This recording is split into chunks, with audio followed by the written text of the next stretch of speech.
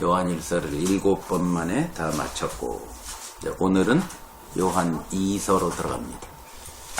자, 요한 2서. 자, 요한 2서도, 그리고 요한 3서도 역시 요한 1서와 요한복음을 쓴 저자가 쓴 게 틀림없습니다.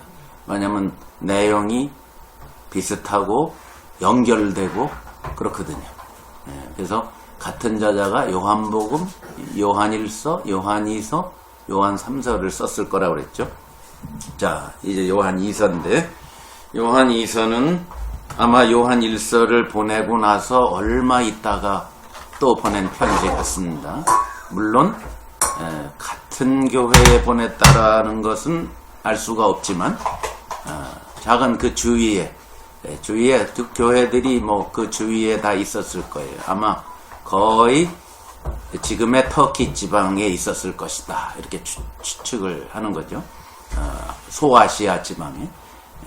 그러니까 요한 1서가 적그리스도라고 요한 1서의 저자가 부르는 사람들이 교회를 어지럽히고 잘 있다가 처음에 아마 몇 년이고 뭐 5년이고 10년이고 아마 같이 신앙생활을 잘 하는 것 같다가 어느 날 본색을 드러내고 그들이 그리스도를 부인하고, 그 그리스도를 부인했다는 것은 예수 자체를 부인했다는 뜻이 아닙니다. 복음을 부인했다라는 뜻이죠. 사도 요한이 요한 1서 1장 1절부터 3절에 이야기하는 코이노니아 있죠? 아버지와 아들과 함께하는 그 복음, 그 교회 생활, 그것을 부인한 사람들이라 이 말이죠. 그리스도께서 육체로 오신 것을 부인했다, 그 말은 그걸 의미하지, 예수를 아예 부인한 게 아닙니다. 나름 예수를 믿었겠죠. 그러니까 붙어 있었겠죠, 오랫동안. 근데 어느 날 본색을 드러내는 거죠. 그래서 나아간 후에 쓴 편지가 요한 1서입니다. 그리고 나서 얼마 있다 아마 또 문제가 터진 것 같아요. 자, 그 문제가 뭐냐? 거기 보면은 요한 2서를 왜 보냈나? 아주 짧아요. 요한 2서하고 요한 3서는 굉장히 한 장짜리입니다. 우리 성경으로. 거기 10절에 보세요. 누구든지 이 교훈을 가지지 않고 너희에게 나아가거든 그를 집에 들이지도 말고 인사도 말라. 그에게 인사하는 자는 그 악한 일에 참여하는 자입니다. 요것 때문에 쓴 거예요. 왜냐면 이 적그리스도에 해당하는 사람들이 대거 교회를 나간 다음에 다니면서, 그 당시는 다 하우스 철치니까 다 집에서 집집에 교회가 있으니까 그 집집에 있는 교회들을 가가지고 어지럽히려고 선동하러 들어가게 된 거지.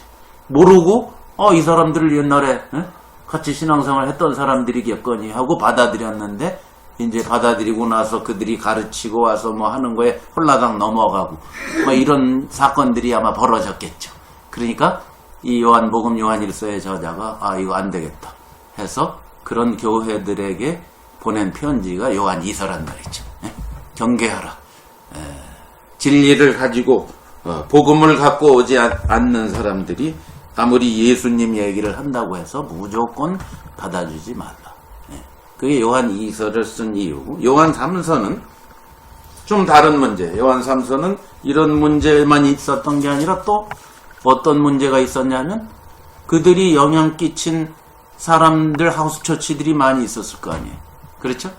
그러니까 어떤 지역에 여기도 교회가 있고 저쪽 집에도 교회가 있고 이렇게 여러 교회들이 있는데, 그쪽에 가이오라는 사람이 교회에 깊이 아마 리더로 있던 교회 같아요. 거기 3장 1절에 보면, 요한 3서 1절에 보면 사랑하는 가이오 그랬죠.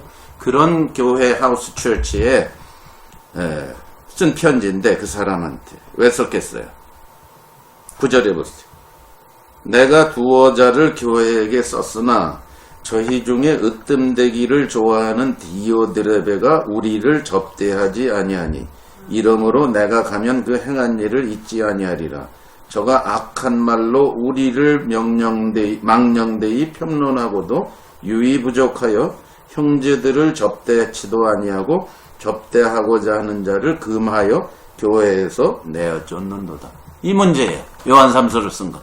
또 요한 2서는 적그리스도 거짓 교사들이 교회에 오는 것을 경계하라. 그게 요한 2서고, 요한 3서는 이 요한이 보낸 복음을 제대로 전하는 진리의 사람들을 안 받아주고, 예? 그런 사람들을 영접하는 사람들을 교회에서 내쫓고 하는 이상한 디오드레베라는 사람 때문에 쓴 거예요. 예? 이해가시죠? 예, 요한 3서는 다음 주에 우리가 공부할 거고, 오늘은 요한 2서에 초점을 맞춰서 우리 봅시다. 예.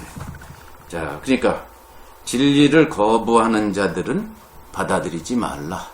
교회에 받아들이지 말라. 그게 요한 2서를 보낸 이유입니다. 그리고 본인이 둘 다 요한 2서도 그렇고 요한 3서도 그렇고 본인이 곧 갈 계획이에요. 예?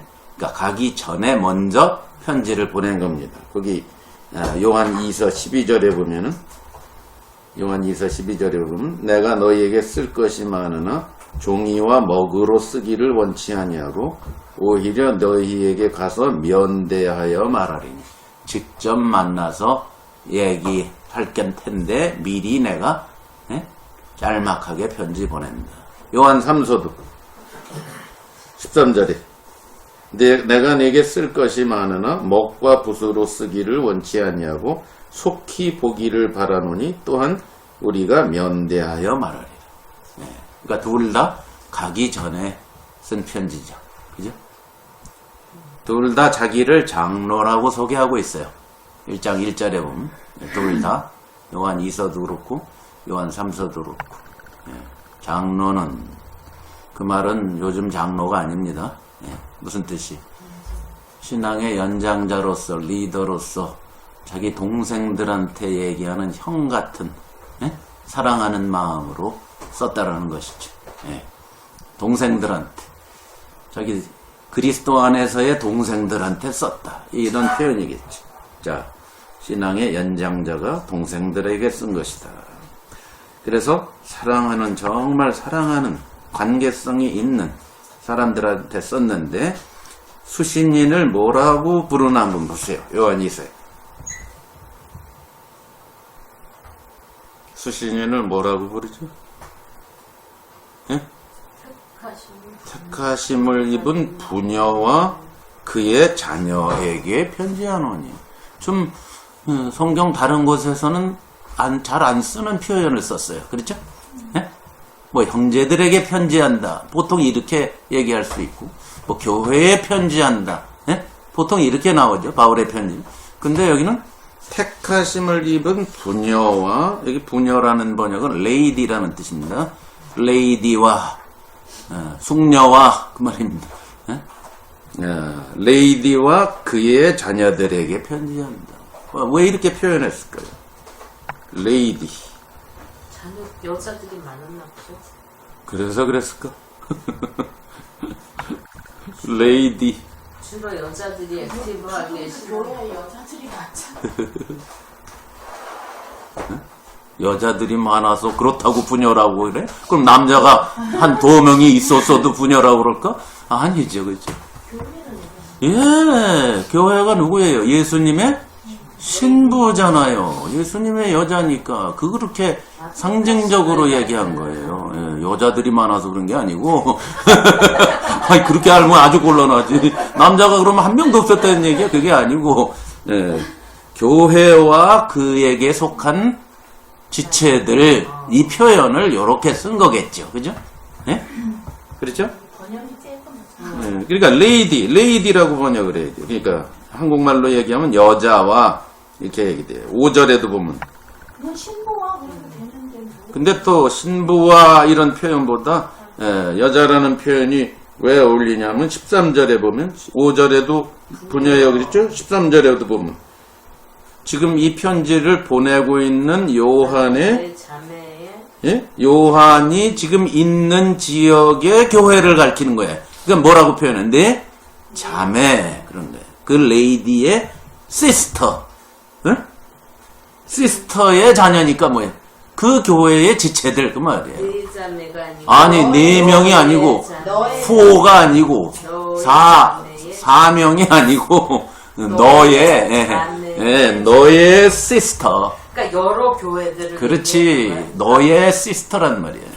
이것도 그러니까 약간은 회람서신인가요? 이것도 회람서신일 거예요. 자, 너의 시스터. 이건 뭐 보내는 곳에 있을 때는 한 교회일 수도 있어요. 여러 교회일 수도 있고. 작은 여자로 계속 표현하잖아요. 왜 여자로 표현해요? 교회는 그리스도의 신부니까 그렇게 표현합니다. 여러분 베드로 5장에도 한번 보세요. 베드로 전서 5장에 한번 보세요. 베드로전서 5장 마지막에 베드로가 베드로전서 지난번에 우리 공부했죠. 베드로전서를 다 쓰고 마지막에 인사말 할 때 5장 13절 보세요. 베드로전서 5장 13절에도 이렇게 표현해요.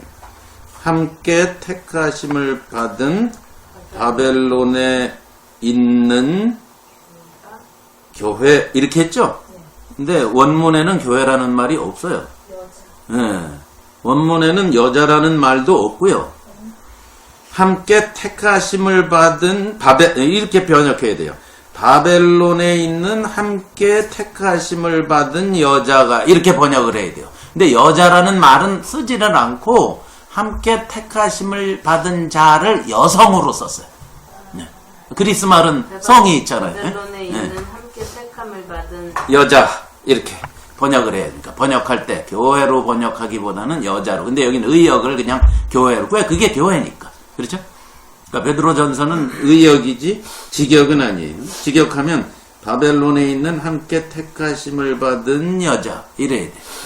근데 여자라는 말도 사용 안 하고 그냥 그걸 여성 표현을 여성으로 해버렸으니까 당연히 교회를 지칭하려고 이렇게 쓴 거겠죠. 그죠? 자, 이렇게 표현하는 거예요. 자, 고린도후서 11장에 한번 봅시다. 고린도후서 11장에 보면 바울도 교회를 갖다가 얘기할 때 이렇게 표현해. 고린도 교회를 표현할 때 11장 2절 고린도후서 11장 2절 우리가 잘 아는 기절이에요. 고린도후서 11장 2절에 보면 내가 하나님의 열심으로 너희를 위하여 열심 내노니 내가 너희를 뭐로? 정결한 처녀로 한 남편인 그리스도께 드리려고 중매하니라. 이런 상징적인 표현을 썼어요. 그러니까 교회는 여자라는 거예요. 성경에서 항상 교회는 여자예요. 예수님이 신랑이기 때문에 예수님의 여자입니다. 그러니까 우리가 이게 굉장히 중요한 것이죠. 교회를 갖다 성경에 4가지로 예를 들죠. 그죠? 4가지의 상징으로 얘기하죠. 하나님의 집, 그죠? 하나님의 가족, 그리스도의 몸, 그리고 마지막으로 그리스도의 신부.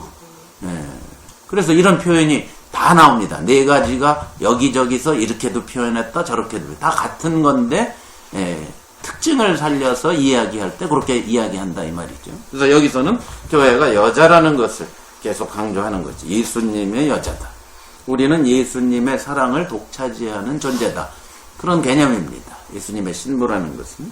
자, 그래서 장로는 택하심을 입은 여자, 교회와 그에 속한 지체들에게, 자녀들에게 그 말이에요. 편지하노니 내가 참으로 사랑하는 자요 나뿐 아니라 진리를 아는 모든 자도 사랑한다. 지금 너희 교회, 이 수신인 교회와 그 지체들을 요한만 사랑하는 게 아니라 누구도 진리를 아는 사람이라면 누구나 너희 교회를 형제자매들을 사랑할 수밖에 없다. 왜냐하면 우리 안에 거하여 영원히 우리와 함께할 진리 때문이다. 진리. 은혜와 긍휼과 평강이 하나님 아버지와 아버지의 아들 예수 그리스도께로부터 진리와 사랑 가운데 계속 반복되는 말이 뭐죠? 계속 반복되는 한 단어가 뭐죠? 1절에도 진리, 2절에도 진리, 2절에 사랑이란 말 없어요. 3절에도 진리와 사랑할 때 진리. 4절에도 보세요. 너의 자녀 중에 우리가 아버지께 받은 계명대로 진리를 행하는 자를 내가 보니 심히 기쁘고. 계속 진리란 말이 몇 번 나오죠? 몇 번 나왔어요? 4번 나왔죠? 근데 실제로는 5번 나오는데 우리 성경은 그걸 참으로라고 해버렸어. 그게 진리, 진리. in the truth예요. 그것도 원어에 보면 똑같은 단어예요. 진리에. 그러니까 5번을 반복했어요. 진리 안에서 이렇게 번역을 해야 되는데 참으로라고 지멋대로 번역을 한 겁니다. 그럼 번역하는 사람이 참으로 사랑하는 게 아니고 진리 안에서 사랑하는 en aletheia in the truth 이렇게 번역을 해야 돼요. 그러니까 진리 안에서 사랑하는 자에게 편지한다. 진리 안에서 내가 진리 안에서 사랑하는 자요 나뿐 아니라 그러니까 진리 안에서 사랑하니까 진리를 아는 모든 자도 당연히 진리 안에서 사랑한다 이 말이에요. 이게 무슨 뜻일까요? 나만 사랑하는 게 아니라 진리를 아는 모든 자도 그리하는 것. 여러분 경험하잖아요 이거는. 네, 이건 너무 이해가 너무 이해가 가지. 무슨 마음이 우리가 한국의 교회들 형제자매들, 볼리비아의 형제자매들, 또 샬롯의 형제자매들, 그들을 사랑하는 게 뭐 때문에 사랑해요? 진리 안에서잖아요. 진리가 통하니까 사랑하는 거잖아요. 그죠? 네. 자, 지금 그 얘기예요. 그러니까 진리를 아는 모든 자들은 통할 수밖에 없다. 나나 그들이나 똑같다. 진리 안에서는 이렇게 서로가 통할 수밖에 없다. 그 얘기죠. 그러니까 그냥 사랑이 아니에요. 여러분, 거기도 3절에도 예수 그리스도께로부터 진리와 사랑, 동전의 양면으로 표현한 거예요. 예? 동전 하나지만 양쪽에 이쪽은 진리고 저쪽은 사랑이라는 거예요. 그러니까 진리와 사랑은 절대 떼놓을 수 없는 거라는 걸 강조하는 겁니다. 예? 사랑이 진리가 없으면 절대 주님 모실 땐 사랑이 아닙니다. 여러분 이걸 잘 아셔야 돼요. 이 세상의 진리는 주로 뭔지 아세요? 이 세상에서 진리라고 할 때는 어떤 이성적인 사실을 인식하는 걸 말합니다. 네, 그걸 진리라고 생각해요. 사람들. 사실. 네? 자, 사랑은 감정을 사랑이라고 생각해요. 이 세상에서. 그죠? 사랑, 이 속에서 사랑이 막 묻어나옵니다. 네? 사랑에 빠졌다. 이 세상의 사랑은 전부 감정적인 겁니다. 진리 그러면 이성적인 걸 얘기합니다. 근데 성경은 진리나 사랑을 그렇게 얘기하지 않습니다. 네. 그럼 성경의 진리와 사랑은 뭐냐? 자, 하나님을 떠났죠. 아담과 하와가 하나님을 떠나서 이 세상을 뒤죽박죽으로 만들어 놓고 여기에 태어나서 또 자기가 택해서 뒤죽박죽인 세상을 사랑하는 이 세상 모든 사람들에게 예수님이 어느 날 오셨는데, 그러니까 하나님을 떠난 죄인인 인간이 자기가 이 죄인인 상태라는 실제를 모르는 상태에서는 사랑이라는 것은 희망사항에 불과한 거라 이 말이에요. 그 진리가 왜 대두가 돼야 되느냐? 왜 사랑과 진리는 동전의 양면이냐면 인간이 하나님을 떠난 죄인이라는 실체를 알아야만 뭐가 가능해요? 예수님의 은혜를 받고 뭐예요? 죄사함 받고 하나님하고 다시 회복이 돼야 사랑이신 하나님의 실체를 경험하게 되니까 그때 비로소 사랑을 알게 되는 거예요. 그러니까 자기가 죄인이라는 실체를 모르고 이 세상에서 사랑을 얘기하는 사랑은 전부 하나님에게는 사랑이 아닙니다. 이해가세요? 그래서 요한이 그걸 강조하는 거예요. 진리와 사랑. 그러니까 진리가, 이 진리, 지금 제가 얘기한 게 다 복음이요 진리 아닙니까? 하나님께서 죄인인 우리를 사랑하셔서 예수님을 보내셔서 십자가에서 다 끝내시고 하나님 목적을 이루시고 원래 계획을 이루시고, 이 복음, 이 진리가 접수가 돼야 사랑이 사랑다운 거다. 그래서 진리 안에서의 사랑 이렇게 얘기하는 거야. 예? Love in the truth. 이해가시죠? 예? 네. 예, 이게 성경적 사랑을 이해 못하니까 오늘날 예수의 이름으로 사랑한다는 많은 것도 감정적이고 인본주의적이고 이런 걸 다 사랑이라고 자꾸 얘기하기 때문에 교회가 참 헷갈려버려요. 자, 그래서 여기 3절에 은혜와 긍휼과 평강하고 인사말에 은혜라는 말을 썼지만 이 요한복음부터 요한일서, 요한이서, 요한 3서까지를 쓴 요한인지 누군지는 100% 모르죠. 어쨌든 이 저자가 은혜라는 말을 거의 사용을 안 합니다. 그거 아세요? 요한일서에는 아예 한마디도 안 나오고요. 은혜라는 말이, 그 좋은 말이. 요한 3서에도 안 나오고요. 요한 2서에 지금 인사말에 은혜, 평강, 긍휼 할 때 인사말에만 한 번 나오고요.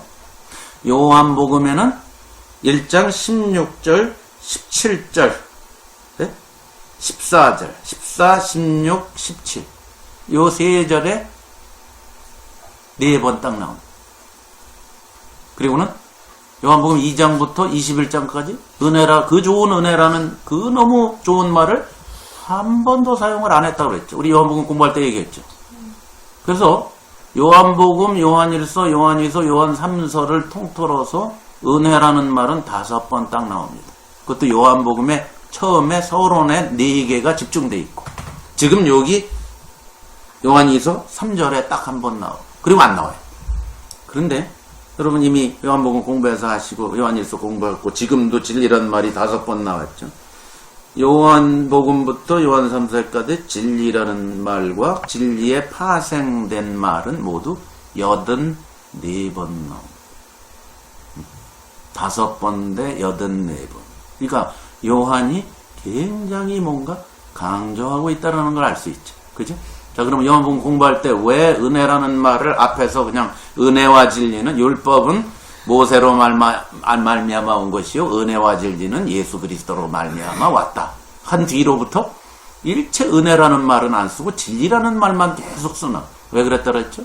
배경을 이해하죠, 여러분? 배경을 알아야지만 그게 이해가 되죠. 예? 남용되고 있으니까 은혜란 말. 그저 혈통으로 육정으로 사람 뜻으로 그저 교회에 나와 있으니까 뭐 하나님이 우리를 사랑하셔서 은혜로 뭐 이러고 저러고 이래도 되고 저래도 되고 이런 식으로 이해하고 있을 때거든요. 그죠? 그때 너 진리를 모르면은 말짱 꽝이다. 그 얘기를 하려고 그러는 거예요. 진리 누구예요? 그럼 진리가 예수님. 어떤 이성적인 깨달음이 아니라 예수 그리스도 내가 곧 길이요 진리요 생명이니 예수 그리스도를 만나야만 진리를 만나는 거다. 그 얘기를 하고 있는 거잖아요. 요한일서 내내 그 얘기 했잖아요. 그리고 요한 2서도 지금 계속 그 얘기해요. 진리 안에서 사랑하는 자고 진리를 아는 모든 자도 그리하는 거고 진리를 인함이고 진리와 사랑 가운데서 우리와 함께 있으리라고 4절에도 진리를 행하는 자를 내가 보니 심히 기쁘다. 계속 진리를 끊임없이 강조합니다. 요한일서에도 이미 봤죠. 계속 9번 플러스 파생된 단어를 쭉 나열해가면서 요한일서도 진리 얘기를 했단 말이죠. 여기도 예외가 아니에요. 이제 요한 3서 다음 주에 공부할 걸 미리 봅시다. 거기도 보세요. 3절에 보면 형제들이 와서 내게 있는 뭐를? 진리를 증거하되 네가 진리 안에서 행한다 하니 내가 심히 기뻐하노라. 내가 내 자녀들이 진리 안에서 행한다는 것을 듣는 것보다 더 즐거움이 없도다. 8절에도 이는 우리로 진리를 위하여 함께 수고하는 자가 되게 함이라. 12절에 데메드리오는 무사람에게도 진리에게도 증거를 받아. 몇 번? 요한 3서에도 요 짧은 편지에 5번. 요한 2서에도 5번. 계속 진리라는 말을 반복하고 있어요. 그러니까 요한의 의도를 우리가 확 잡을 수 있죠. 아하, 진리냐 아니냐가 지금 이 배경에 깔려 있고, 지금 이 교회들이 진리냐 아니냐 이게 헷갈려 있구나. 그래서 요한이 이걸 확실하게 잡아주려고 하는구나. 그걸 우리가 배경으로 이해하고 요한일서, 요한 3서를 봐야 되겠다는 것이죠. 자, 그래서 다시 1절로 갑니다. 내가 진리 안에서 사랑하는 자요, 나뿐 아니라 진리를 아는 모든 자 그리한다. 진리를 아는 자끼리는 사랑이 되고 통하게 되고 이런 것이다. 우리가 구약 공부했지만 사무엘상에서 요나단이 다윗의 고백을 딱 듣고 어떻게 합니까? 자기 생명같이 다윗을 사랑한다. 말도 몇 번 해보지도 않은 사람이, 그죠? 모르는 어린아이인데 그 다윗한테서 사랑을 막 느끼고 자기가 막 목숨까지도 줘야 되겠다, 죄를 위해서. 왜? 뭐 때문에? 지금 요한의 표현으로 얘기하면 진리 안에서 서로가 하나가 된 거야. 통하는 거지. 네. 진리 안에서. 자, 그래서 2절에 보면 우리 안에 거하여 영원히 우리와 함께할 진리. 이거 무슨 표현이에요? 우리 안에 거하여 우리와 함께할 진리. 진리가 무슨 사물이 아니고 예수 그리스도니까 인격적으로 이렇게 표현한 거예요. 진리를 인격적으로 표현한 거예요. 우리와 함께 살, 영원히 함께 실제로 교제하며 살. 이 얘기를 요한일서 시작에 이미 했지요. 그죠? 아버지와 아들과의 코이노니아. 그렇죠? 그게 진리를 아는 사람들의 삶입니다. 그래서 우리 안에 거한다, 함께 산다, 이런 표현을 씁니다. 여러분, 그 유명한 기절 요한복음 8장 31절 32절에도 예수님이 자기를 믿은 유대인들한테 뭐라고 그러죠? 너희가 내 말에 거하면 참 내 제자가 되고 진리를 알지니 진리가 너희를 자유케. 거기도 예수님의 말씀 안에 거할 때 진리를 알게 되고 그때 비로소 진정한 자유를 누립니다. 진리가 그렇게 말합니다. 조금 있다 몇 절 뒤에 아들이 너희를 자유케 하면 이런 표현을 했어요. 그러니까 진리가 너희를 자유케 한다라고 하신 분이 아들이 너희를 자유케 한다 이랬어요. 그러니까 진리가 뭐라는 거예요? 아들이라는 거예요. 예수 그리스도가 곧 진리라는 거예요. 그러니까 전부 요한은 지금 예수 그리스도에 대해서 제대로 알지 못하고 있는 사람들, 이 적그리스도, 거짓 교사들 때문에 이 모든 편지를 쓰고 있다는 거죠. 똑같이 예수 믿는다고 고백은 하는데 내용으로 들어가 보니까 그리스도가 없단 말이에요. 복음이 없는 사람들이. 그들을 경계하라는 거죠. 그래서 3절에 은혜와 긍휼과 평강이 하나님 아버지와 아버지의 아들 예수 그리스도께로부터 진리와 사랑 가운데 우리와 함께 있어. 진리를 떠난 사랑은 존재할 수 없다는 거죠. 자, 그러니까 이 진리 안에서 통하는 사람들. 네. 그럼 전에 벌써 공부한 지 한 1년도 넘었는데 우리 디도서 공부할 때 그때의 배경도 거짓 교사들이 쫙 깔려서 지금 교회를 어지럽힐 때죠. 그렇죠? 네. 그때 디도한테 자기 사랑하는 제자인 디도한테 편지 쓸 때 바울이 디도를 어떻게 표현했나? 그때 공부한 거 기억나세요? 디도서 1장. 디도서 1장 4절. 거기도 하도 예수 믿는다 그러고 다 뭐 믿음을 따라 너무 그런 사람들이 많은데 보면 가짜고 바울이 하도 속아가지고 이제 디도한테 편지 쓸 때 뭐라고 그러는 거죠? 1장 4절. 같은 믿음을 따라 된 나의 참 아들. 아들이면 아들이지 왜 참자를 집어넣겠어요? 하도 가짜가 많으니까. 참 아들. 그것도 참 아들의 조건이 뭐예요?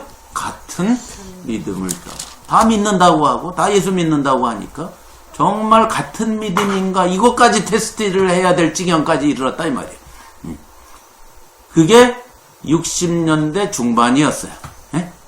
근데 지금 요한 1서는 90년대 중반 이때의 얘기입니다. 30년쯤 25년에서 30년 후 때 얘기니까 더 혼탁했겠죠. 교계가. 그렇지? 그런 데서 쓰고 있으니까 지금 요한은 끊임없이 진리에 대해서 강조할 수밖에 없는 거다. 2000년 후인 지금은 아마 더 100배는 더 강조해야 될지 모르겠어요. 더 혼탁하니. 그래서 2절에 우리 안에 거하여를 강조합니다. 왜? 요한일서 2장 19절에 이 진리를 믿는다고 같이 있다가 어느 날 이 진리에 대해서 동의하지 못하니까 떠났다고 그랬죠. 그죠? 그런 사람들을 염두에 둔 말이죠. 우리 안에 거하여. 진리를 아는 사람은 함께 뭐 할 수밖에 없다? 거할 수밖에 없다라는 걸 강조합니다. 멀리 있어도, 멀리 있다고, 샬롯에 있다고, 한국에 있다고, 부산에 있다고, 서울 경기지방에 있다고, 제주도 전주에 있다고, 우리가 하나가 아닌 게 아니지. 진리 가운데 거하고 한 교회를 이루고 우리가 그러고 있죠. 자, 우리 안에 거하여. 거할 수밖에 없어. 자, 이제 4절로 갑니다. 너의 자녀 중에, 그러니까 너 아까 부녀니까 교회의 지체들 중에, 자, 지금 어떤 교회인지는 우리가 모르지만 어떤 하우스 처치 혹은 하우스 처치 드릴 거예요. 그 당시엔 여기 20명, 저기 10명, 저기 30명. 오늘 우리도 지금 그렇게 존재하고 있듯이. 자, 그런 식의 그들 중에죠. 여기 한 20명 중에, 저기 한 30명 중에 우리가 아버지께 받은 계명대로 진리에 행하는 자를 내가 보니 심히 기쁘다. 나만은 있지만 아직 이 저자인 요한은 의심이 많다고. 그들이 떠난 다음에 남아있다고 진짜일까? 이 의심이 있어요. 왜냐면 하도 당하다 보고, 하도 사기당하다 보니까 요한이 남아있는 사람 중에도 진짜인 사람들을 보니 심히 기쁘다 이 말이에요. 중에니까. 너희 중에. 교인들 중에 아버지께 받은 계명대로 진리에 행하는 자를 보니, 여기 본다는 말은 그냥 봤다는 말이 아닙니다. 발견하니 그 말이에요. 찾으니 이 말이에요. 휴리스코라는 그리스 말인데 이것은 그냥 본다는 뜻이 아닙니다. 딱 보고 이게 아니고 발견했다. 즉 뭐야, 군계 일학처럼 휙 드러났다 이 말이에요. 찾아냈다 이 말이에요. 가물에 콩나듯 나왔다 이 말이에요. 그 말이에요. 그럴 때의 기쁨. 그럴 때의 기쁨. 다 예수 믿는다고 하는데 저쪽에서 진리가 팍 하고 튀어나왔어요. 그때 그것을 보고 와우! 이런 기쁨. 그죠? 우리가 많이 경험하죠 이것도? 예. 그 표현입니다. 너의 자녀 중에 뭐 다 교인이라고 하고 다 예수 믿는다고 하고, 아까 바울도 같은 믿음을 따라 참 아들 된 디도야. 그러니까 뭐야? 이게 다 믿는다고 하지만 정말 복음을 진짜 똑같이 공유하고 있느냐? 이게 굉장히 중요하다는 말이죠. 지금 이 요한도 마찬가지입니다. 네, 너의 자녀 중에, 교회 안에 교인들 중에 그 말입니다. 우리가 아버지께 받은 계명대로 진리에 행하는 자를 보니 예수 그리스도에 대해서 똑같은 복음을 갖고 있는 사람을 발견하니 와, 심히 기쁘도다. 마치 요나단이 다윗을 발견하고 목숨까지도 줘야지 제 생명같이 사랑하듯이, 이런 표현이죠. 이것도 어쩔 수 없어요. 진리로 통하는 사람은 이럴 수밖에 없는 거예요. 경험하지 않은 사람은 절대 모르는 거예요. 자, 그걸 요한이 그렇게 표현했습니다. 여자여, 부녀여, 내가 이제 네게 구하노니 서로 사랑하자. 이제 진리 안에서 하나가 된 사람들은 서로 사랑하는 것밖에 남지 않았다. 그거밖에 할 게 없다. 서로 사랑하자. 이는 세계명같이 네게 쓰는 것이 아니요 오직 처음부터 우리가 가졌다. 처음부터 예수님이 주신 것다. 처음부터. 또 사랑은 이것이니 우리가 그 계명을 좇아 행하는 것이요 계명은 이것이니 너희가 처음부터. 왜 이걸 강조했을까? 요한일서에도 이 표현이 엄청 많이 나왔죠. 처음부터. 뭐를 염두에 두는 거지? 진리를 행치 아니하는 자는 처음부터 주신 복음에 거부를 했다는 거죠. 그죠? 그러니까 처음부터 예수님이 주신 그 복음, 그 진리를 고수하는 거가 굉장히 중요해요. 이걸 강조한 말이죠. 그죠? 그래서 처음부터라는 말을 강조해요. 새거 아니다. 자꾸 새로움을 깨달았다. 그 당시에 거짓 교사 적그리스도 우리는 새 것을 깨달았다. 옛날에 모르던 새 것을 깨달았다. 아니죠. 우리의 복음은 원래 예수님이 사도들을 통해서 요한일서 1장 1절부터 4절이 얘기하는 그거 원래부터 주신 거잖아요. 처음부터. 그래서 사실은 그 요한일서 1장 1절에 태초로부터라고 번역한 것은 의역이지만 원래 글자 그대로 번역하면 처음부터 이렇게 번역해요. 처음부터 주신 복음입니다. 그걸 강조한 거예요. 원래 하나님이 설계한 그 삶, 창세전의 목적, 그게 진리라는 거예요. 그러니까 그 진리를 아는 사람 사이에서는 당연히 뭐가 가능해요? 서로 사랑하자가 가능합니다. 그래서 이렇게 했습니다. 그래서 6절에 사랑은 뭐냐? 처음부터 들은 바를 그 가운데서 행하는 것이다. 그걸 사는 것이다. 즉 교회로 살아가는 것이다. 같은 복음, 같은 믿음, 같은 진리를 아는 사람끼리 사랑하며 서로 사랑하며 교회로 살아가는 것. 그게 계명대로 사는 것이죠. 그게 요한복음 13, 14, 15, 16, 17에서 자기 사람들한테 예수님이 강조한 말씀이죠. 그죠? 귀가 닳도록 우리가 공부했던 그것입니다. 오리지널 복음을 거부하는 자들을 지금 염두에 둔 말입니다. 그 가운데서 7절에 다시 요한일서에 있었던 내용을 반복하죠. 그죠? 또 강조합니다. 왜? 그들이 나가서 교회를 나가더니 어디? 곳곳에 교회들을 찾아다니면서 진리와 반대되는 가짜 복음을 자꾸 전하고 다니는 상황이니까 7절에 강조를 하는 겁니다. 미혹하는 자가 많이 세상에 나왔나니 이는 예수 그리스도께서 이거 나왔죠 이미? 요한 1서 2장에 4장에 2번 반복했었습니다. 예수 그리스도께서 육체로 임하심을 부인하는 자. 이 부인이란 말은 호몰로게오를 안 하는 자 이런 뜻입니다. 호몰로게오가 뭐라 그랬죠? 동의한다. 똑같이 말하다. 그렇지? 호모로게오.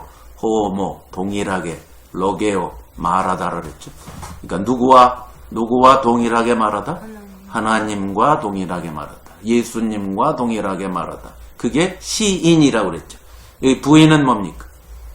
예수님과 동일하게 말하지 않다. 그 말이죠. 미혹하는 자들이 나가서 복음을 왜곡시켜서 전하기 시작한 거죠. 그래서 적그리스도라고 지금도 또 한 번 반복합니다. 7절에 요한일서 그대로. 왜? 같은 저자니까. 그 편지를 쓰고 얼마 있다 벌어진 사건일 테니까 같은 얘기를 쓸 수밖에 없죠. 미혹하는 자가 많이 세상에 그때 이미 1세기 말에 적그리스도가 이미 그때 많이 2000년 후인 지금은 말도 못하게 많이 나와 있죠. 그죠? 그렇기 때문에 우리는 꼭 분별을 제대로 해서 주님의 복음에 예수님 하나님이 주신 복음에 호모로게오를 해야 됩니다. 그것을 부인하는 자, 호모로게오를 안 하는 자 이렇게 썼어요. 여기. 예수 그리스도께서 육체로 임하심을 호몰로게오 안 하는 자는 미혹하는 자요 적그리스도. 자, 그러면 지난번에 요한일서 때 이미 많이 강조했으니까 그리스도께서 육체로 오셨다는 게 동정녀 마리아의 탄생을 얘기하는 게 아니라 그랬죠. 그죠? 예수님이 이 땅에 육체로 왜 오셨나를 전체를 다 이해하는 복음, 그 복음을 벗어난 것을 말합니다. 지금. 그죠? 그냥 글자 그대로 육체로 오신 걸 믿으면 되나 그럼? 그게 아니에요. 아닙니다. 왜 육체로 오실 수밖에 없었는가? 그분이 왜 사람으로 오셨어야만 했는가? 예?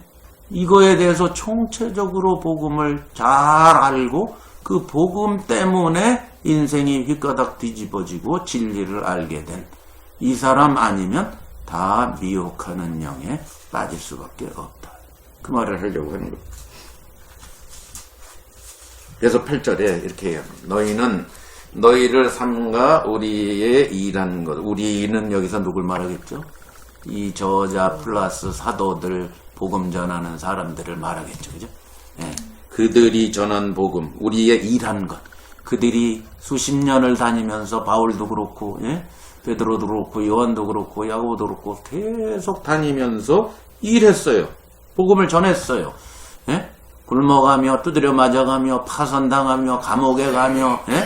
반대에 부닥치며, 죽이려고 달겨들면 도망다니며, 끊임없이 일했어요, 이들이. 예? 복음을 제대로 전하려고. 예? 그것을 잃어버리면 안 됩니다. 사도들이 전한 복음을 왜곡시키고, 거기서 빼고, 지 맘대로 더하고, 이렇게 해서 전하면 안 된다.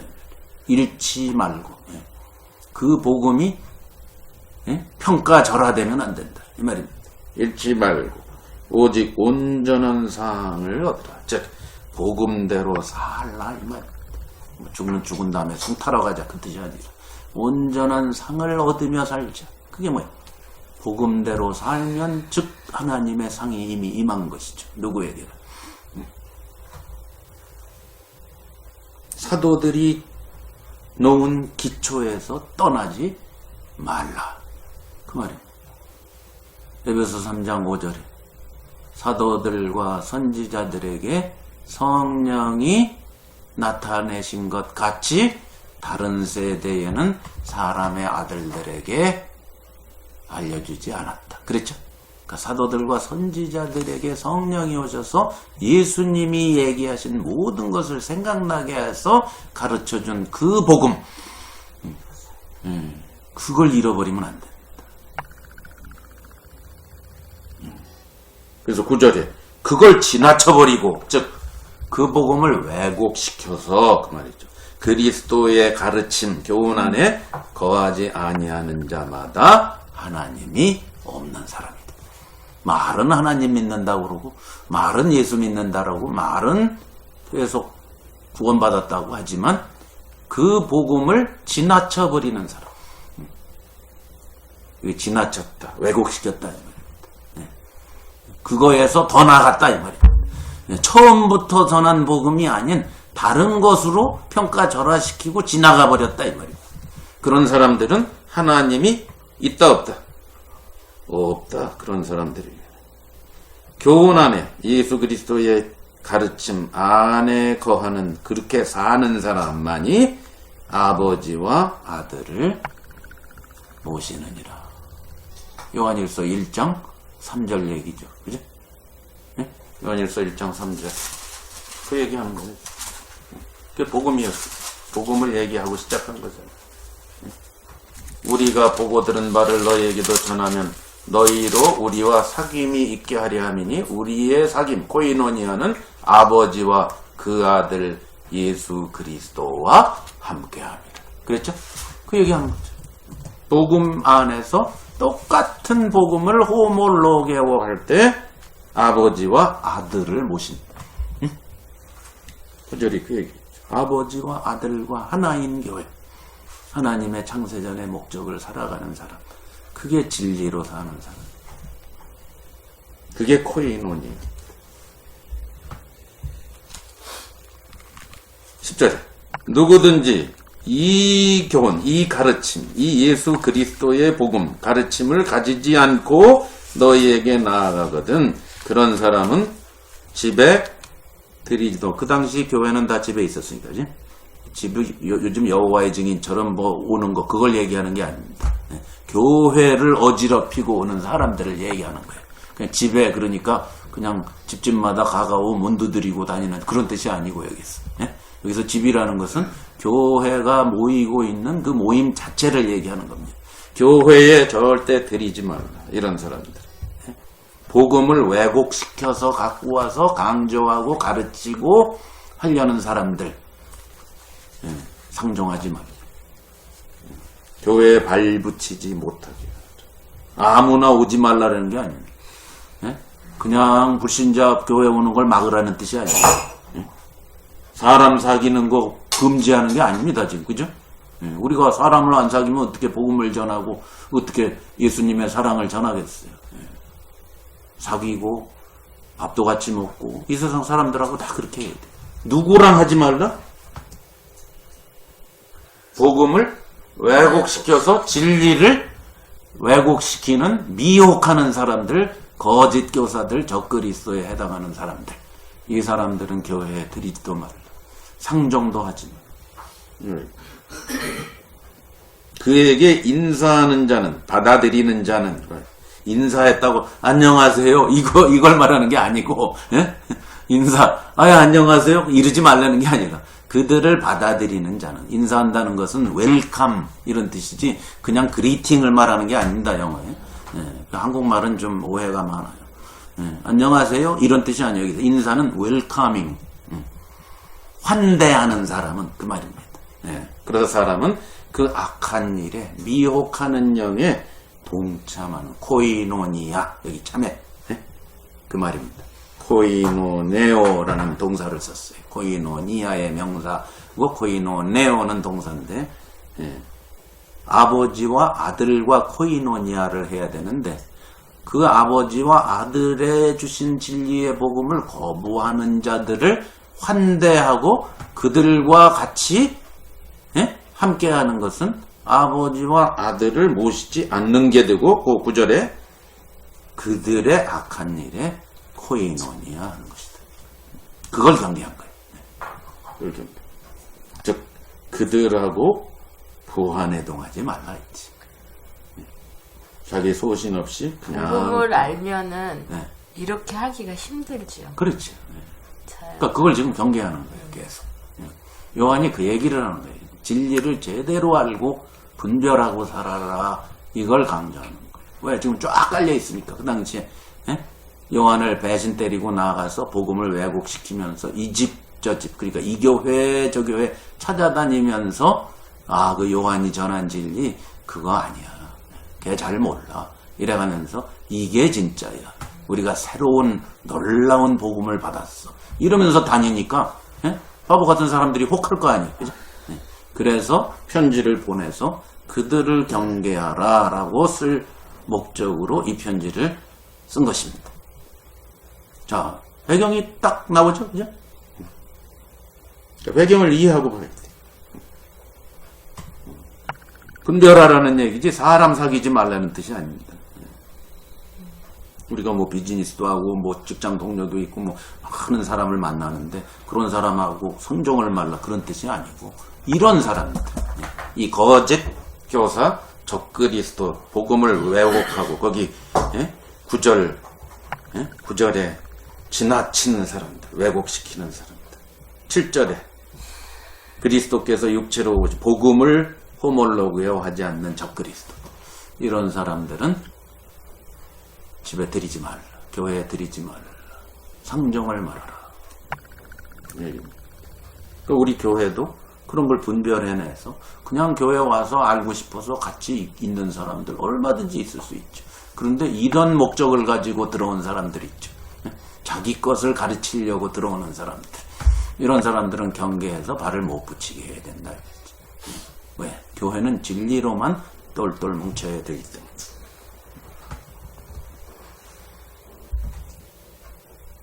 자, 여기까지 질문 있습니까? 아주 간단한 거지만.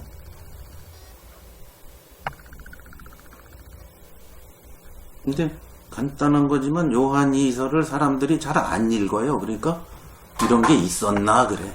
그죠? 여러분 요한이서 읽은 적 있어요? 많이? 그냥 다 아는 소리라고 생각하고 그냥 지나치죠. 성경을 읽으면 이제 앞에서 또 있다가 중간에 그만두니까 여기까지는 안 와. 거기까지 못 가죠. 요한 2서 3서까지는 안 와. 항상 안 가요. 아니 근데 이게 참 평범한 말이니까 뭐 특별하게 뭐 에베소처럼 막 심오한 그런 네. 일이 아니니까 그냥 흔한 말들 뭐 진리 사랑 이렇게 생각하고 그냥 휘휘 이렇게 그렇죠. 내려가는데 그렇게 읽는단 말이야. 진짜 심각한 얘기네. 굉장히 심각한 얘기예요, 지금. 굉장히 중요한 얘기를. 한 장이니까 안 중요하다. 예, 한 장이라고 안 중요한 게 아니에요. 예. 진짜. 자, 12절로 갑니다. 내가 너희에게 쓸 것이 많지만, 뭐 많은 얘기를 해야 될 거 아니에요. 복음에 대해서, 예? 진리를 분별하는 것에 대해서 뭐 많은 얘기를 가르쳐 주고 싶을 거 아니에요. 형으로서 좀 동생들한테 쓰는 거예요. 예? 얼마나 노심초사했겠어요. 예? 형이 동생들이 뭐 유괴를 당하게 생긴 거예요. 쉽게 말하면. 그럼 형으로서 얼마나 지금 답답한 거예요. 예? 지금 장로는 그 말이에요.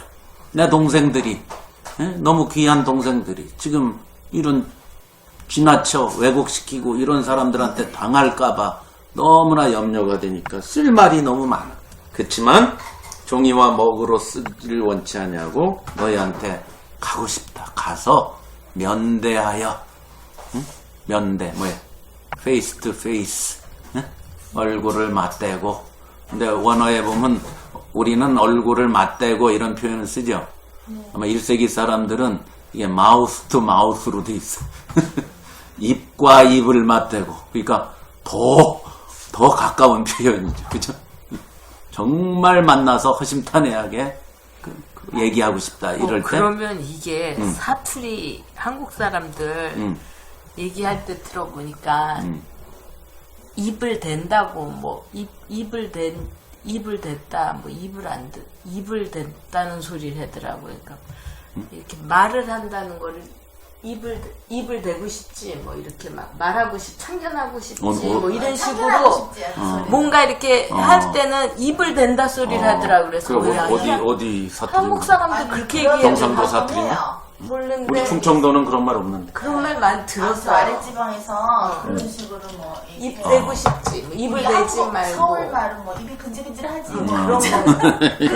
근데 여기도 그러면 마우스 투 마우스 그러면은 그거랑 상관없는 것 같아. 아니 그러니까 이거는 이렇게 서로 이렇게 막 얘기하고 그러니까 이게 마우스 투 마우스, 입과 입 이런 표현으로 수거죠, 그러니까. 그러니까 서로 이렇게 대화를 하고 진짜 가깝게 만나서, 예, 정말 가깝게 만나서 이런 표현이라고. 그 이제 우리는 페이스 투 페이스, 얼굴과 얼굴을 맞대고 이런 표현이고, 그들은 입과 입을 맞대고 이런 표현을 썼다 이 말이에요. 원어에 보면 그렇게 돼 있어요. 만나면 말을 하니까 직접 가가지고 자세하게 말하고 싶다. 이는 가가지고 너희의 뭐를? 기쁨을 충만케 하기 위해. 이게 교회 생활의 최고봉이죠.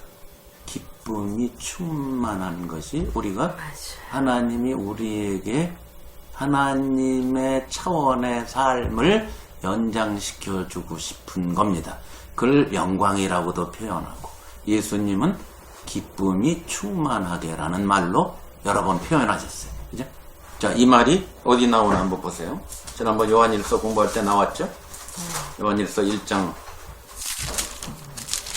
교회 생활이 아버지와 아들과 하나가 되는 교회 생활을 얘기한 바로 뒤에 4절에 우리가 이것을 쓰면 우리의 기쁨이 뭐라고요? 충만하게. 거기도 그랬죠?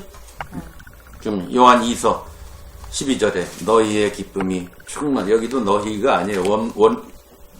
원문에는 우리의 기쁨 이렇게 돼 있어요.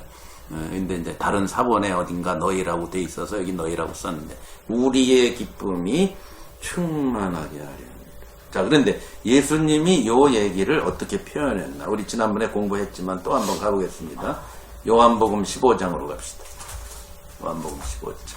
제자들만 모아놓고 얘기할 때 한참 복음에 대해서 얘기하다가 포도나무의 비유를 쭉 얘기하시면서 11절에 보면, 15장 11절에 보면 내가 이것을 너에게 이름은 뭐라고 그랬죠? 내 기쁨이 너희 안에 있어 너희의 기쁨을 충만하게 하라. 거기 나오죠? 몇 소울스가 뭐? 15장 11절. 소울스가 뭐예요? 내 기쁨. 내 기쁨. 예수님의 기쁨이 충만한 게 교회입니다. 우리가 우리의 기쁨은 주로 뭡니까? 우리의 기쁨은 맛있는 거 먹었을 때, 그죠? 포식했을 때, 나한테 무슨 좋은 일이 나한테 복권이 당첨됐을 때, 잡을 새로 얻었을 때, 대학에 합격했을 때, 이런 우리는 다 이 세상 차원의 나한테 좋은 일 벌어졌을 때 기쁩니다. 성경이 말할 때 기쁨은 예수님의 기쁨입니다. 내 기쁨이 너희 안에 있어 충만하게. 차원이 예수님의 차원인 겁니다. 그러니까 이 세상에 해프닝된 거랑은 아무 상관이 없는 기쁨입니다. 네. 위에서 오는 하나님이 기쁜 겁니다. 자, 그게 교회 속에 꽉 찬 게 하나님이 하고 싶은 거예요. 네. 그게 코이노니아입니다. 그래서 요한도 지금 이렇게 얘기하는 거죠. 그래서 다시 요한복음 15장 11절에 다시 한번 읽습니다. 내가 이것을 너희에게 이름은 내 기쁨이 너희 안에 있어 너희 기쁨을 충만하게, 기쁨이 꽉 차게. 예?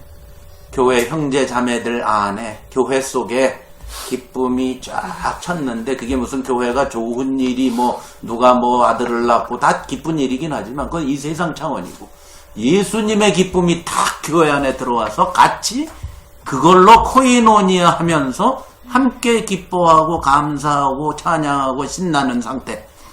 그게 하나님이 아버지와 아들을 연장시키는 생명 속에서 벌어지는 교회 생활이라는 것이다. 계속 강조하지만. 그래서 예수님도 강조하는 거예요. 자, 16장으로 갑시다. 요한복음 16장. 자, 거기도 16장 24절 한번 보세요. 네. 16장 24절. 다 지난번에 찾아본 겁니다. 다시 한번. 지금까지는 너희가 내 이름으로 아무것도 구하지 아니하였으나 구하라. 그리하면 받으리니 너희 기쁨이 뭐라고 그랬죠? 충만하다. 뭐 하면? 내 이름으로 구해서 받으면, 내 이름으로가 뭐라고 그랬죠? 예수님이 구하는 것을 구해서 받았을 때, 그게 뭐예요? 예수님이 구하는 게 뭐죠? 전부 뭐와 관련되어 있어요? 하나님의 목적과 관련되어 있죠. 그죠? 예수님이 이 땅에 오신 목적과 관련되어 있죠. 예수님이 구하는 거. 예수님이 딴 거 구하시겠어요? 딴 거 안 구하죠. 예수님이 이 땅에 오신, 하나님이 이 땅에 예수님을 보내신 목적, 그것만 구하시죠. 우리도 그 목적이 우리 안에 접수가 되고 경험이 되었을 때 교회 안에 기쁨이 어떻게? 충만하게 되는. 이 세상은 알지도 못하고 경험할 수도 없는 차원의 기쁨을 우리가 함께 공유하고 살아가는 교회를 이루는 것. 네? 이거는 경험 안 한 사람은 절대 모르죠. 17장으로 갑니다. 17장 13절. 아버지와 단둘이 기도할 때도 이렇게 얘기하죠. 17장 13절. 지금 내가 아버지께로 가오니. 예수님은 이제 곧 십자가에 달려서 떠나시고 부활하시고 승천하시고 할 거니까. 내가 세상에서 이 말을 하옵는 것은 저기 가서 벌어질 얘기가 아니란 말이야. 세상에 있는 이들에게 얘기하는 이유는 왜 그러냐? 내 기쁨을 어떻게? 저희 안에 충만히. 여기 나오죠? 네. 요거 하고 싶은 거예요. 하나님 아버지한테 이걸 구하셨어요. 이거 벌어지게 하여 주시고. 이게 예수님이 우리한테 바라시는 겁니다. 예수님이 구하듯이 우리도 구하고, 그분이 같이 있고, 그분이 귀하고, 그분이 선호하고, 그분이 기뻐하는 걸 우리가 구할 때 우리도 똑같이 응답을 받고 경험을 하니까 당연히 예수님의 기쁨이 교회 안에 충만하게 됩니다. 이거. 그러니까 요한일서 1장 4절도 그걸 받아서 얘기하는 거예요. 우리가 이것을 쓰는 것은 이 복음을 진리를 왜 논할 수밖에 없느냐? 우리의 기쁨이 충만케 하려 하면 귀결은 항상 여기로 돼야 돼. 이 세상은 알 수도 경험할 수도 없는 기쁨이 교회 안에 우리 가운데 충만하게 되는 것. 그것이 하나님께서 이 땅에서 우리들 안에서 하고 싶으신 일입니다. 그래서 그걸 잘 아는 요한이 편지 말미에다가 그렇게 한 거예요. 내가 쓸 말이 많지만 지금은 간단하게 쓰고 직접 가서 얼굴과 얼굴을 맞대며 교제하면서 그 교제 안에서 뭐가 벌어지는 기쁨이 충만하게 돼요. 그렇잖아요. 우리가 복음으로 만나서 진리를 이야기하고 그리스도를 이야기하고 그분의 영광을 구하고 그걸 기도하고 함께 힘을 합하고 마음을 합할 때 벌어지는 역사가 뭡니까? 기쁨이 충만. 지난주 말에 저희가 3박 4일 샬롯에 가서도 그걸 경험하고 온 거예요. 그거 가서 교제하면서 기쁨이 우리 가운데 잠은 많이 못 자면서도 너무나 만나니까 그냥 하루 종일 그냥 같이 복음 나누고 얘기하고 찬양하고 또 다시 그리스도를 논하고 기쁨이 충만하게 됩니다.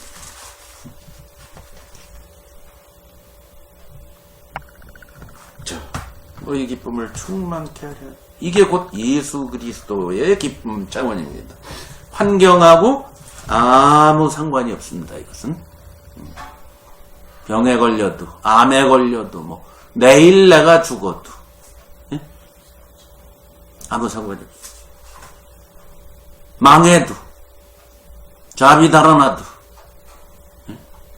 사람이 나를 모함하고 중상모략하고 죽이려고 달려들어도 사도 바울은 감옥 안에서 맨날 기쁘다고 했죠. 차원이 완전히 딴 데 있는 기쁨. 이게 우리가 이 땅을 살아갈 때 가장 추구해야 될, 교회로서 추구해야 될 목표입니다. 이는 너의 기쁨이 충만케 하려 합니다.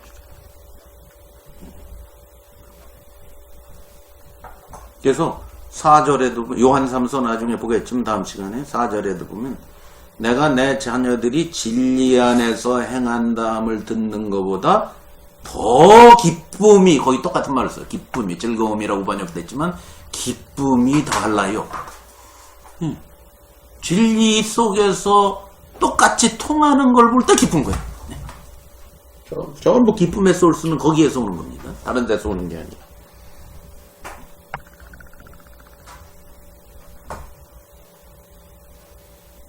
13절에 택하심을 입은, 자 시작을 뭐라고 했죠? 1절에 택하심을 입은 레이디 그랬죠. 그 레이디의 시스터니까 택하심을 입은 내 자매 이렇게 표현합니다. 지금 요한이 편지 쓰고 있는 그곳, 그 교회, 그 같이 지금 거기서 교제하고 있는 거. 쉽게 말하면 지금 제가 여러분하고 메릴랜드에서, 버지니아에서 같이 늘 교제하고 있는 여기에서 만약에 제가 한국에다가 샬롯에다가 편지를 쓸 때 뭐라고 하고 쓰겠어요? 이렇게 쓸 거예요. 여기 있는 여러분 교회의 자매, 여러분도 예수님의 신부로서 거기 있고 여기서도 예수님의 신부로서 존재하니까 그 신부의 신부, 자매, 시스터 이렇게 표현합니다. 그래서 아까 베드로도 베드로전서에 택하심, 바벨론에 있는 택하심을 입은 여자 이렇게 표현했다고 그랬지. 그래서 택하심을 입은 내 시스터의 자녀가 교인들이 내게 원하는 한 가족이라는 거지. 우리는 같은 복음으로 진리로 살고 있는 사람들은 다 한 식구라는 거지. 그래서 이렇게 표현합니다.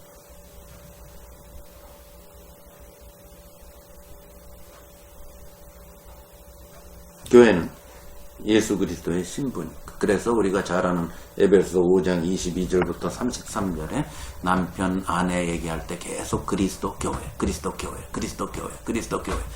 교회가 그리스도 교회 하듯, 그리스도가 교회에게 하듯, 교회가 그리스도께 하듯, 그리스도가 교회에게 하듯. 이 얘기를 쭉 쓰다가 갑자기 뭐랍니까? 그러므로 사람이 부모를 떠나 그 아내와 합하여 한 몸을 이룰지니 이 비밀이 크도다. 내가 그리스도와 교회. 그리스도가 신랑이고 교회가 와이프다. 여자다. 이렇게 표현하고 끝나는 거죠. 그러니까 성경은 곳곳에서 교회는 예수 그리스도의 여자, 사랑받는 여자, 뗄래야 뗄 수 없는 하나인 여자. 그것을 교회로 소개하고 있기 때문에 여기서 요한은 계속 택하심을 입은 레이디, 5절에도 레이디요, 지금 13절에도 내 시스터 이렇게 표현합니다.